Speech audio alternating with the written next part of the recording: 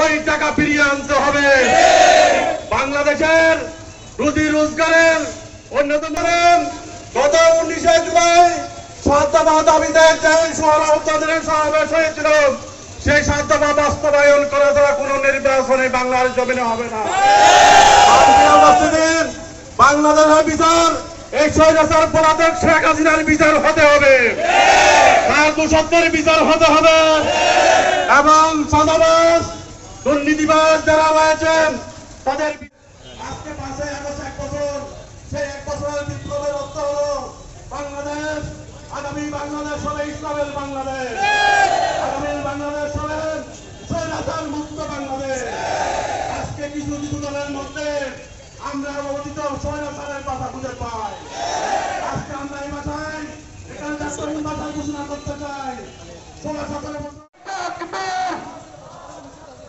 আল্লাহু আকবার, ইমামিয়া আজাদি।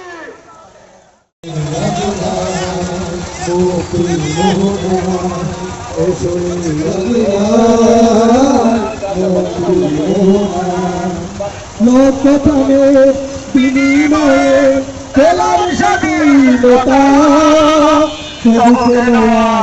মৃত্যুর দ্বারে কাঁদছে মানবতা।